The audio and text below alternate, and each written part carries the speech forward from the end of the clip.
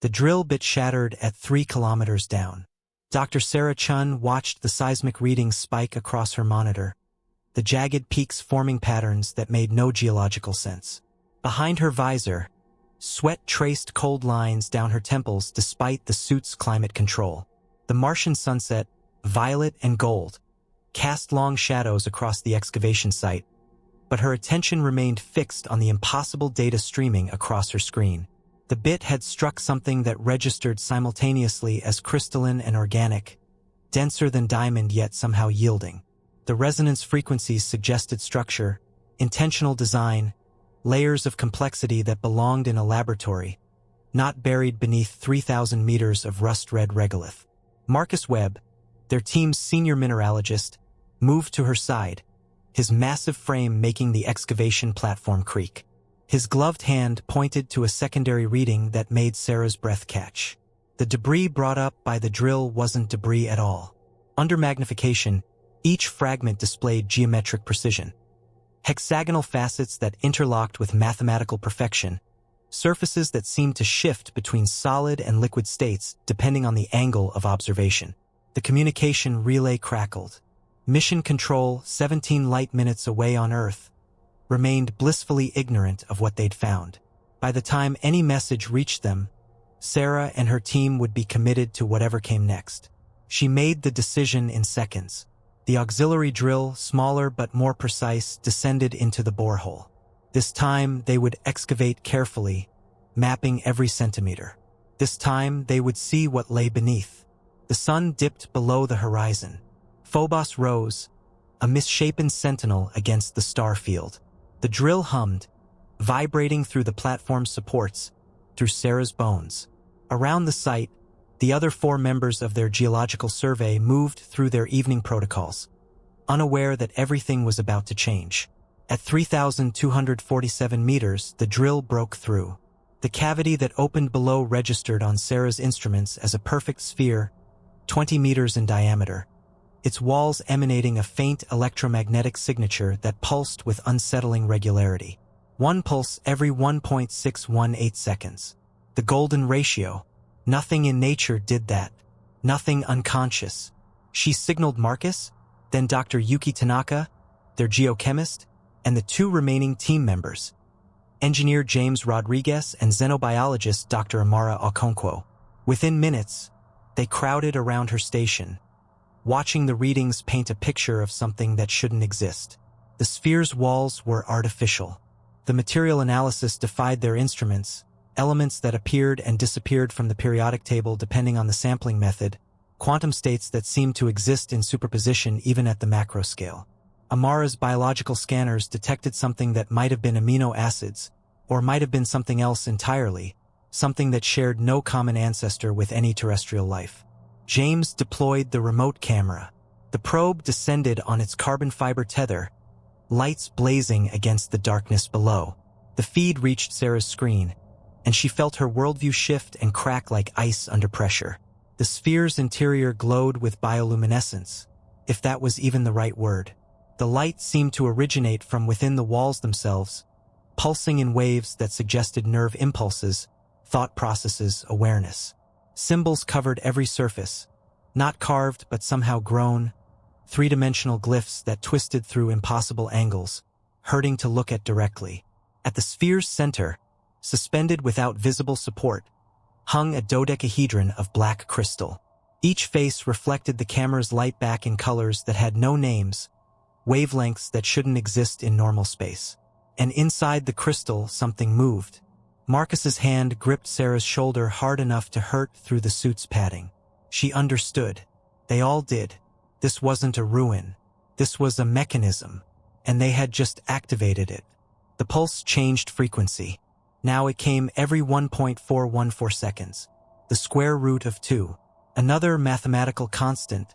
Another message. The sphere was communicating, responding to their presence. Amara's instruments detected a spike in exotic particles, types of radiation that existed only in theory, and the temperature inside the borehole began to rise. Sarah's training warred with her instincts. Protocol demanded they seal the bore, report to mission control, wait for instructions. Her scientific curiosity demanded they explore, document, understand. But something deeper, something primal, screamed at her to run. She ignored all three impulses and ordered James to deploy the collection drone. The small autonomous unit descended alongside the camera, its manipulator arms extending toward the suspended dodecahedron.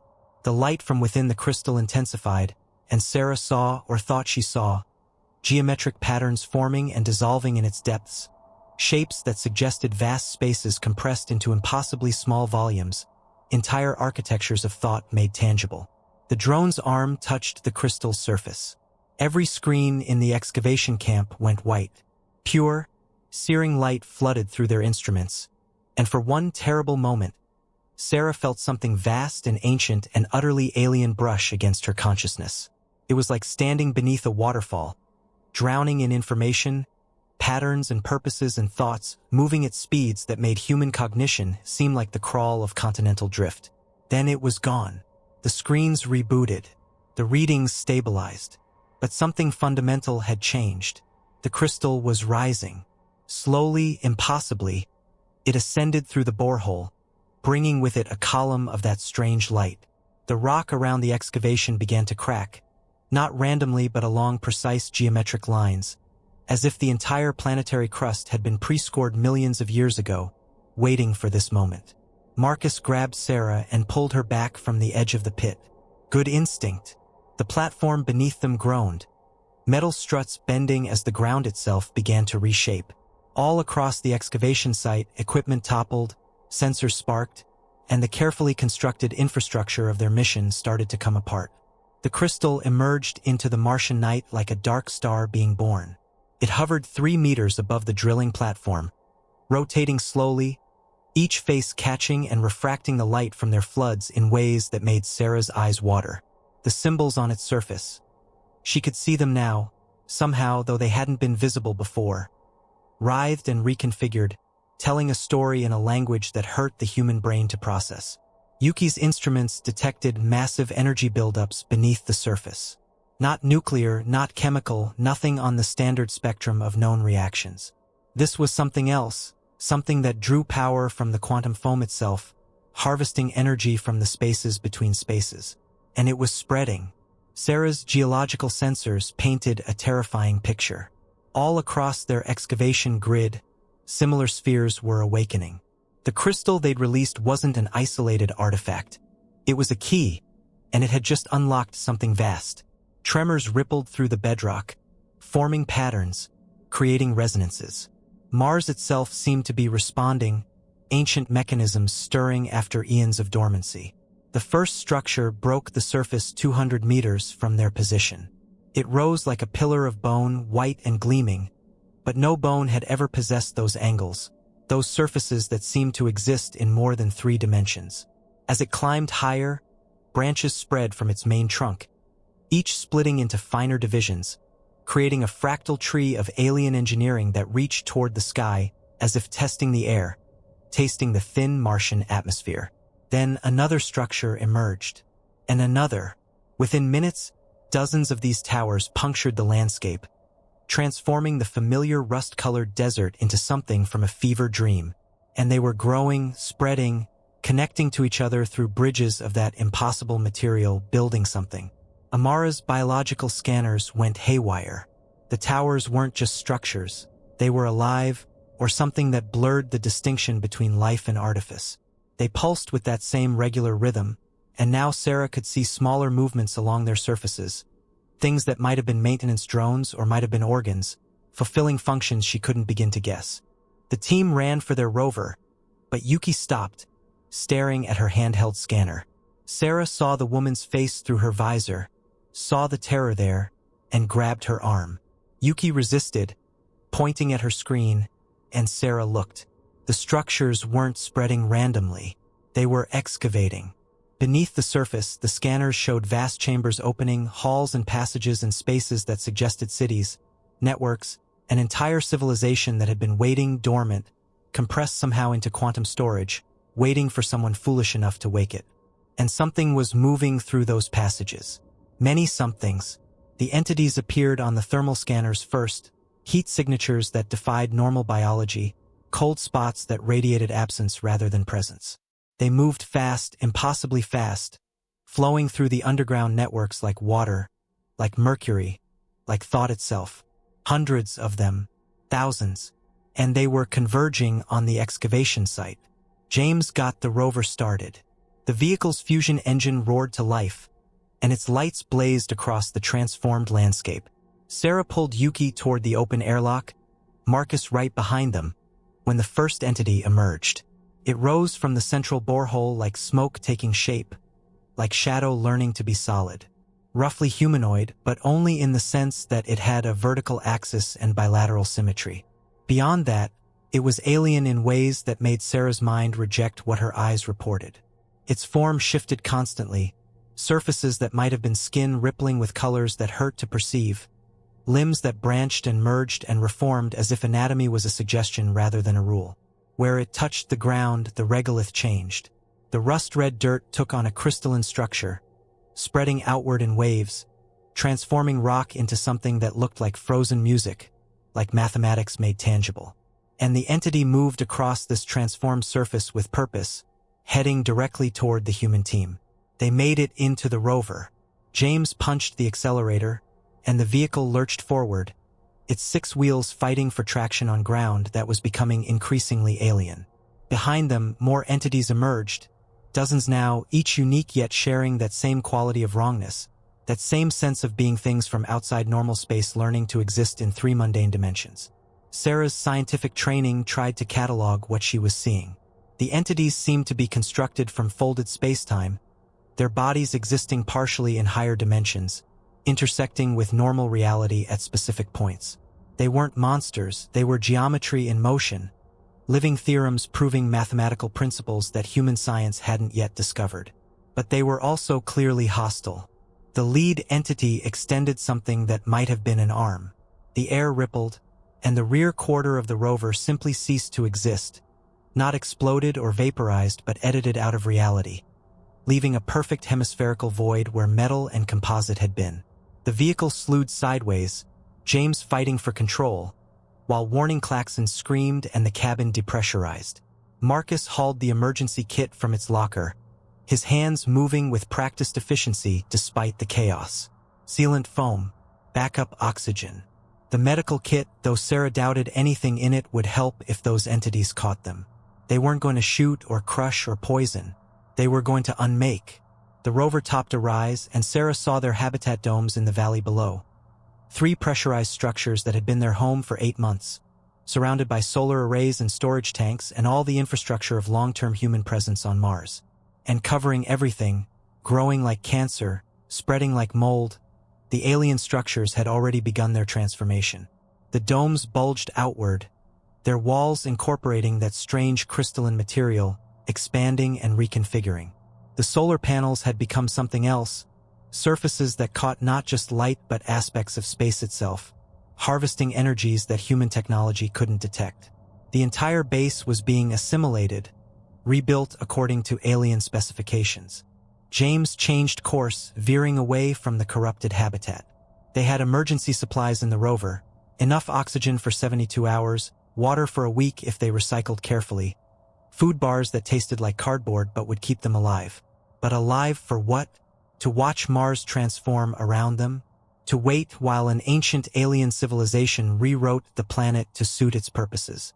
Yuki was accessing the rover's communication array, trying to send a warning to Earth. But the transmission kept failing, the signal blocked by interference that seemed almost intelligent, as if the alien structures were learning to jam their frequencies in real time. She tried different bands, different protocols, while the entities pursued them across the transformed landscape. The Martian night had become something from a nightmare.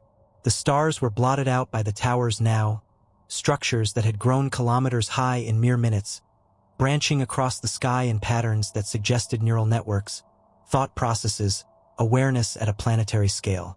And between the towers, things flew, drones or creatures or aspects of some distributed intelligence, impossible to tell which. Sarah studied the topographical maps on her console, looking for somewhere to hide, somewhere these things might not follow. The Valles Marineris system lay 300 kilometers to the south. vast canyons that had been on their survey schedule for next month. Depth, darkness, perhaps places where the alien technology hadn't yet penetrated. It was a slim hope, but the only one they had. She pointed out the route to James, and he nodded, pushing the rover to its maximum speed.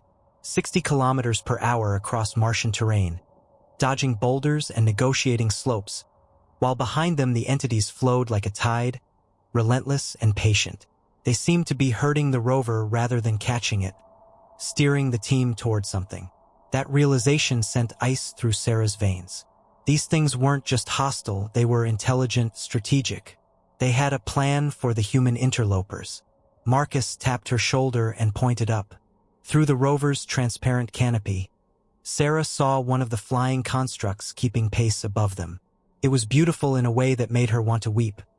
A fractal sculpture of light and shadow, wings that seemed to be made of folded probability, surfaces that reflected not the Martian landscape but other places, perhaps other dimensions. And it was watching them with attention that felt like wait.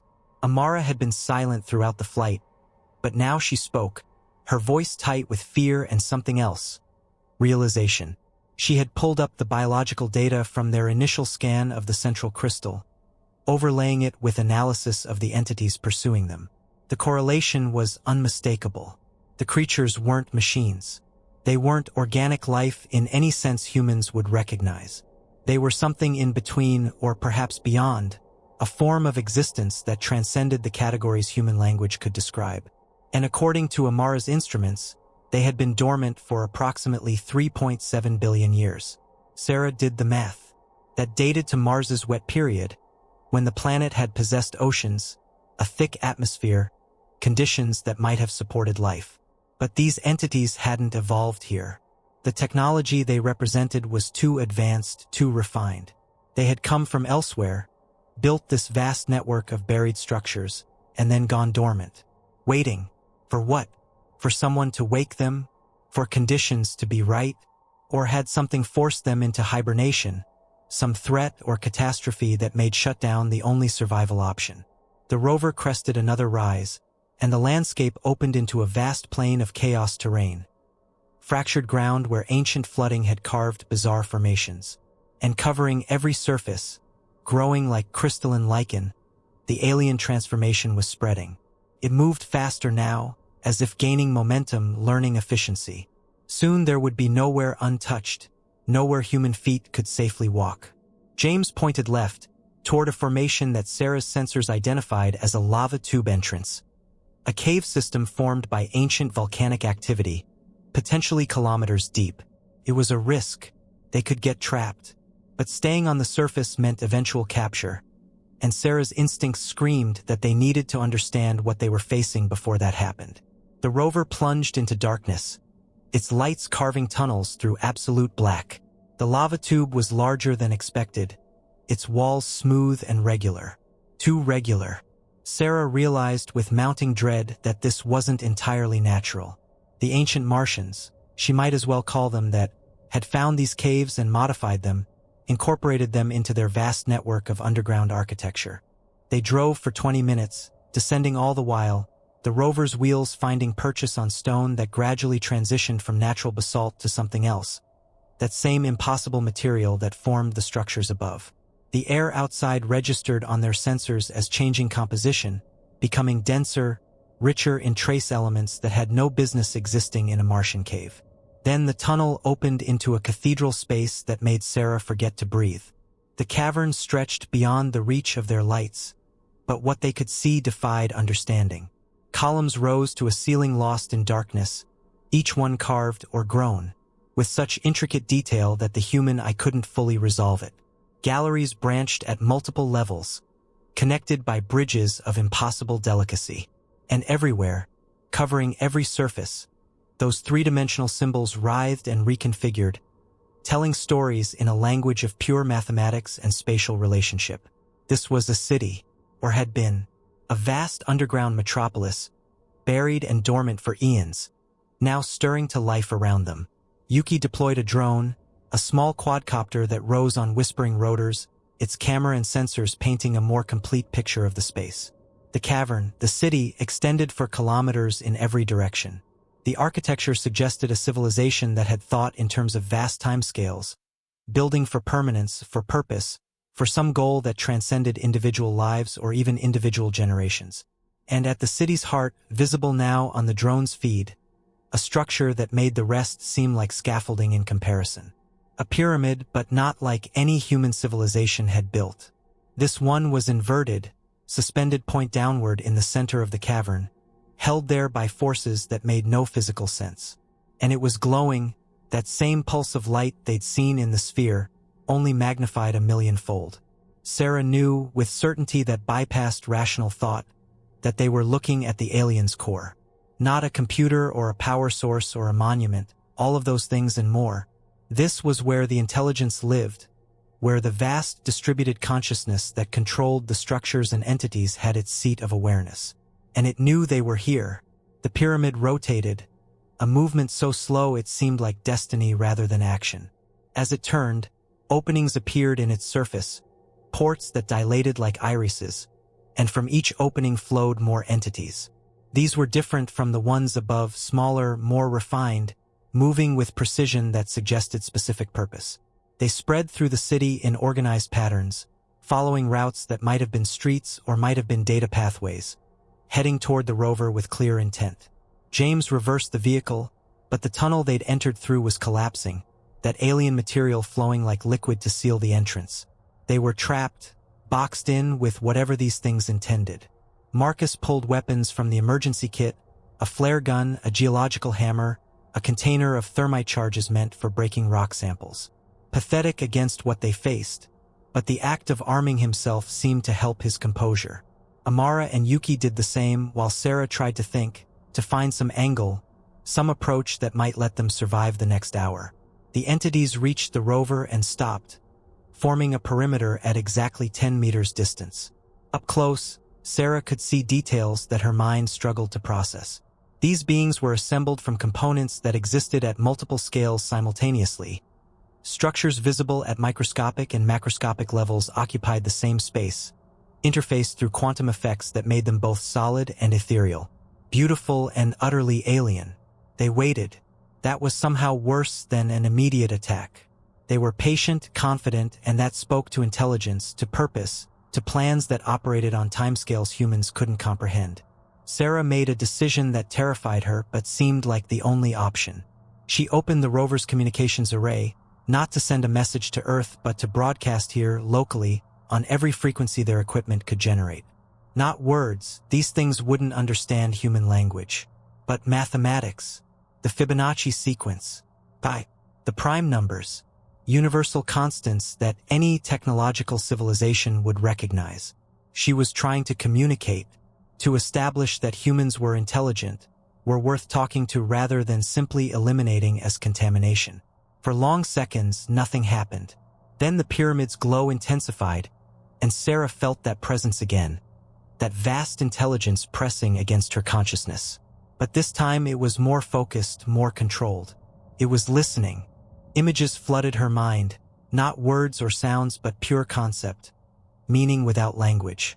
She saw Mars as it had been billions of years ago, blue and wet and warm, oceans covering continents that had since worn away. And she saw the aliens arriving, not invading but fleeing, refugees from some catastrophe that had destroyed their home world light years away. They had terraformed Mars, made it suitable for their kind of existence, built their cities and their networks and their great works.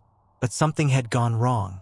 A disease, perhaps, or an instability in their technology, or perhaps just the entropy that claims all civilizations eventually.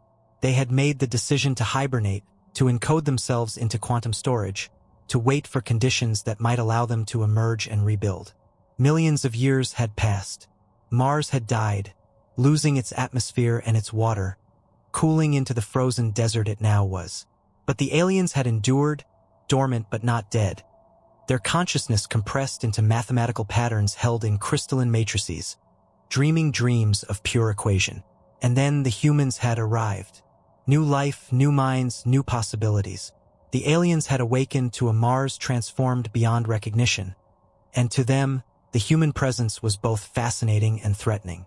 They didn't know what to make of these soft, brief creatures who dug into their world with clumsy machinery.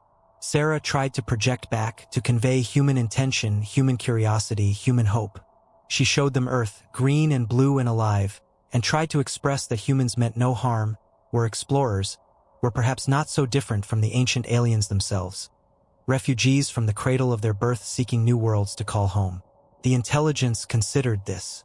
She could feel it weighing options, processing, deciding, and then it made its determination. The entities surrounding the rover moved as one, flowing forward, and Sarah had one terrible moment of thinking she'd failed, that they were about to be erased. But the creatures didn't attack. They touched the rover's hull with appendages that might have been hands, and where they made contact, the metal began to change. The transformation spread across the vehicle's surface, converting alloy into something new, something that shared properties with both human technology and alien architecture. Sarah felt the rover's system surge with new power, energy flooding in from sources she couldn't identify. The wheels grew and adapted, becoming more efficient. The hull strengthened, incorporated shielding against radiation and vacuum that far exceeded anything human engineers had designed. The aliens were upgrading them, adapting them, making the rover, and by extension, the humans inside it, capable of surviving in the Mars that was coming, the Mars they were going to rebuild. But at what cost? Sarah felt her suit beginning to tingle, and looking down, she saw the fabric starting to incorporate those same adaptive changes. The others felt it too, their expressions cycling through alarm and wonder and acceptance. They were being transformed, made into hybrid beings that could exist in both human and alien environments. Amara's biological scanners shrieked warnings, detecting changes at the cellular level. Their DNA was being rewritten, edited with precision that made human genetic engineering look like scratching in the dirt. Nothing vital was being damaged, the aliens were too sophisticated for that. But they were adding things, new organelles that could process different kinds of energy, new sensory organs that would let them perceive the universe in ways currently impossible. It hurt. God, it hurt. Sarah felt her nervous system being expanded, new neural pathways forming, her brain structure becoming more complex, more capable. She was aware of information flooding in, understanding of the alien language, comprehension of their mathematics, appreciation of their aesthetic and purpose and vast historical weight. And she understood, finally, what had happened here, what she and her team had unleashed. The ancient aliens hadn't been hostile. They had been dormant and then desperately cautious, waking to find their world transformed and inhabited by unknown intelligences. Their initial aggression had been defensive, protective, the actions of a civilization trying to secure its survival after eons of vulnerability. But now they recognized the humans as potential partners rather than threats. They were offering a choice: adapt and join them in rebuilding Mars into something magnificent, or refuse and be left behind as the planet transformed around the human settlements into something incompatible with unmodified organic life. Sarah looked at her team through the rover's cabin, seeing them with new eyes, literally as additional visual spectra opened to her modified perception. Marcus, pragmatic and solid, accepting the changes with the stoic patience that had made him an excellent geologist. Yuki, analytical mind racing to catalog everything happening to them, already thinking ahead to what this could mean for science. James, frightened but fascinated, his engineer's appreciation for elegant systems overriding his terror. And Amara, tears streaming down her face, overwhelmed by the biological miracle being performed on her body, seeing her wildest xenobiological theories vindicated and exceeded in ways she'd never imagined. They were changing, becoming something new, not quite human anymore, but not alien either. Hybrids, bridges between two forms of intelligence. The transformation completed. Sarah felt her enhanced awareness stabilize, integrating the new capabilities with her existing human consciousness. She could still think in English, still remember her childhood on Earth, still feel human emotions. But layered over that foundation were new modes of thought, new ways of experiencing reality. She could perceive the city around them now in its full complexity, seeing not just 3 dimensions but the higher geometries that gave the architecture its impossible properties. She understood the symbols on the walls, read them like text, learned the history they encoded. The aliens called themselves the architects, and they had been builders not just of structures but of worlds, shaping planets and moons across the galaxy according to principles that sought to maximize beauty, efficiency, and possibility. Mars had been one of their masterworks before the catastrophe. Now they wanted to rebuild it, and they needed help. Partners who understood the current galactic situation, who could interface with the other young races beginning to explore space, who could explain and mediate and help the architects find their place in a cosmos that had moved on without them. The rover's door opened. Sarah had not touched the controls, but she understood the vehicle was now responsive to thought, to intention, part of a vast network of smart matter that covered the transforming planet. She stepped out onto ground that felt solid but also alive, resonant with data and purpose. The entities that had seemed so threatening now appeared different, their movements readable to her enhanced perception. They were curious, welcoming, eager to share what they knew. One approached, and Sarah felt no fear. She extended her hand, and the entity extended something analogous. And where they touched, understanding flowed both ways. The alien, the architect, shared memories of worlds long dead, of civilizations risen and fallen, of the endless patience required to survive across geological time. And Sarah shared her own memories, showed the entity Earth and humanity, and the wonder of discovering that intelligence could take so many forms. Behind her, the rest of the team emerged from the rover, each moving with the slightly uncertain gait of people learning to use new senses, new capabilities. They were still themselves, but expanded, enhanced, made capable of participating in something far larger than they'd imagined possible. Together, human and architect, they walked deeper into the ancient city.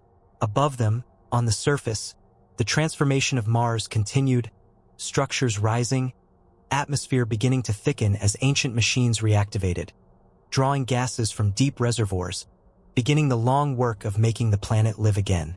In 17 minutes, when Earth finally received Sarah's last transmission, the one she'd sent just before finding the crystal, there would be panic. The sudden silence from the Mars Geological Survey would trigger rescue protocols, investigation, perhaps even quarantine of the entire planet. But by the time any Earth ship could reach Mars, everything would have changed. Sarah knew she should feel guilty about that, should worry about the implications, the political fallout, the fear her transformation would cause among the human governments and populations back home. But her enhanced perspective made such concerns seem small, temporary, soluble given time and communication. She had become something new. They all had. And Mars was becoming something new as well, transformed from a dead world into a living laboratory where two forms of intelligence could learn to coexist, to collaborate, to build wonders that neither could achieve alone. The architects needed human creativity, human flexibility, human ability to thrive in uncertainty.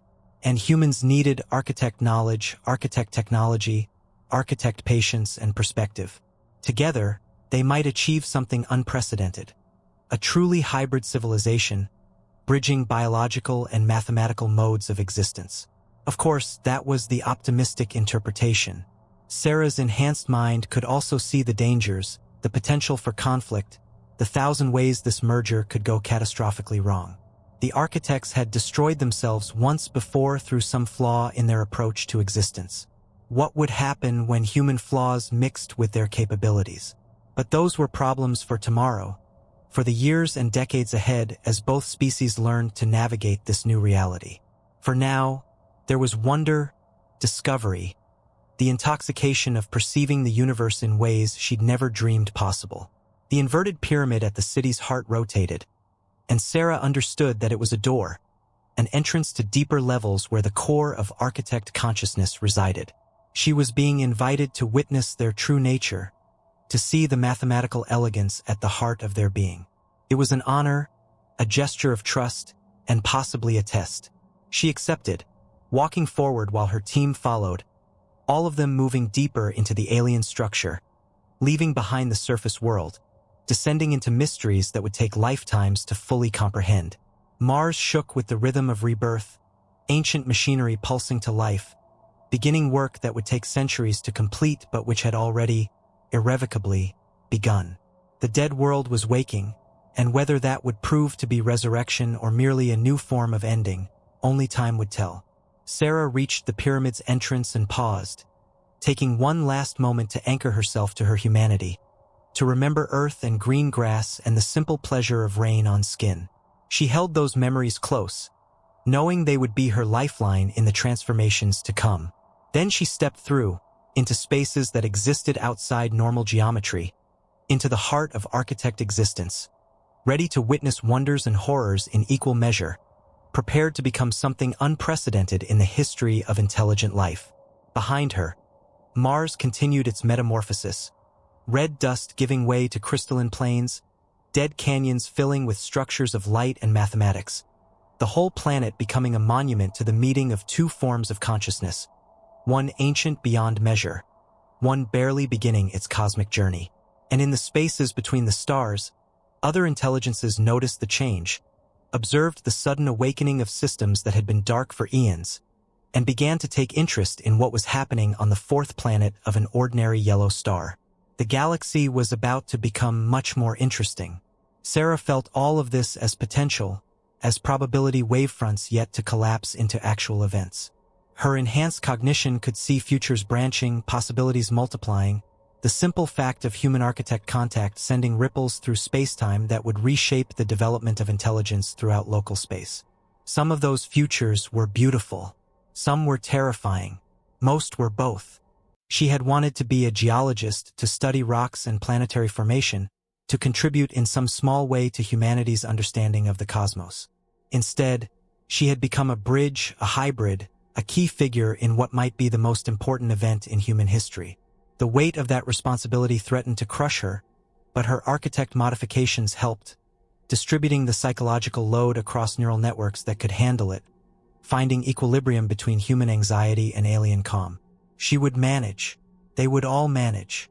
Because the alternative, turning back, refusing the transformation, trying to return to a purely human existence, was no longer possible.